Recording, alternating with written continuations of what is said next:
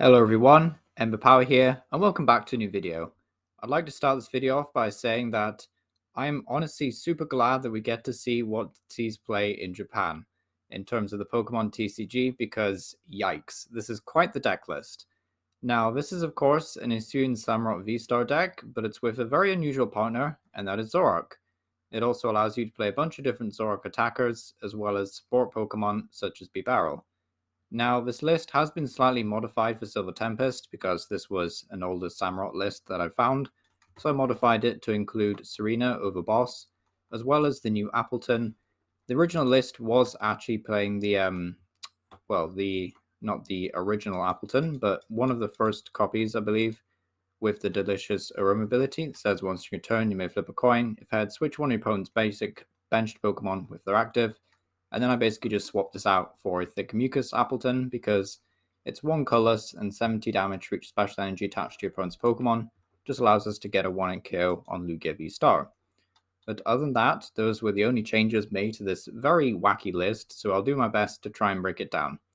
So the deck focuses of course on Hisuian Samurott Vstar, 270 HP is pretty nice. Has the attack Merciless Blade for 2 dark energy, does 110, and then if your opponent's active is already damaged, it does 220. And then your V-Star power, Mooncleave Star, should say, says during your turn you may place 4 damage counters on one of your opponent's Pokemon, which is really nice because it just means 4 damage counters. It's nice for 220, and it just 220 just means that we'll be able to hit 250, and then with a choice belt we can actually get there up to 280.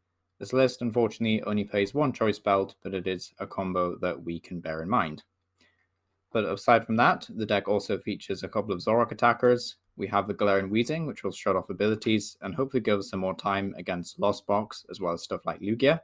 Also, placing 4 damage counters just means we're setting up maths a little bit easier for severe poison. And if our opponent doesn't switch because they have their main attacker in the active, we can essentially use Galarian Weezing to do 8 points of damage in chip, and then hit them for 220, and then hopefully that'll be enough to knock out whatever they're playing. We also played the Mightyena for the Mew VMAX matchup because Hisuian Samurott isn't actually that good against Mew. I know it seems really jarring, but Fusion Strike Energy will protect them from abilities, so effectively Mightyena will come in here and take a free 1-hit KO on Mew. Then Appletun, as we mentioned before, is kind of here for the Lugia matchup. Then we also have Arctozolt for the Biting Whirlpool ability. Super interesting card, don't usually see this one being played too much. It says whenever your opponent attaches an energy card from their hand to one of their Pokemon, put 2 damage counters on that Pokemon. So a really nice effect, just means that if our opponent starts attaching a whole bunch of energies, they're going to take a whole bunch of damage counters, and it's just going to make our job basically just a wee bit easier in getting those 1-hit KOs with Hisuian Samurott. The list also just plays a one-off Hooper for Assault Gate. This Pokemon didn't move from the bench to the active spot. This attack does nothing. Pretty weak because it's not affected by weakness. Irony there, but does do 90 damage for a single dark energy, so it's very nice in setting up the 220 from the Samurott. We also play a 2-2 Bibarel line and 1 Luminion for extra support. So the trainers are also pretty funky. It's not just the funky Pokemon, it's the funky trainers as well. 4 Dark Patch, pretty ordinary. 3 Rope, so no switch, just Rope. 3 Evolution Incense, 1 Ordinary Rod, 3 Quick Ball, 3 Ultra Ball. 2 Spike Myth is our Stadium of Choice, super interesting one. Whenever a player's active Pokemon moves to the bench during their turn, put 2 damage counters on their Pokemon. So if your opponent effectively plays a switch, then they place 2 damage counters. If you attach an energy, they've taken 4 damage counters.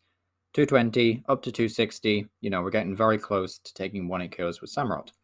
Now, of course, what's really cool about this list is because you play 3 Escape Rope, you can essentially force usage out of Spike Myth basically whenever you have a rope, which is super helpful. We also play 1 Clara just to retrieve some Zoras and whatnot. We also have a Marnie to allow us to do some more disruption. 1 Peony, which I kind of don't agree with, but does say discard your hand and search your deck for up to any 2 trainer cards. I'm personally not a fan of Peony in this list because it seems very costly, but either way, it's here for a reason. 2 Professor's Research and then 1 Roxanne.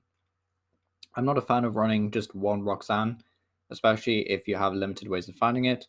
But having said that, we do have Luminion, so it shouldn't be too tricky. We also have the 2 Serena, which will allow us to boss up Pokemon V, hopefully evolving V as well, so we can get some easy turn 2 KOs. Also allows us to have an extra draw supporter in the deck. We also have one air balloon for better retreat cost, one choice belt for those 1 KOs, and then a rugged helmet, which doesn't see a whole ton of play, but says, if a Pokemon this card is attached to is in the active spot and is damaged by an attack from your opponent's Pokemon, even if it is knocked out, put an energy attached to the attacking Pokemon in your opponent's hand. So just a nice way of disrupting your opponent, and then 7 Dark Energy.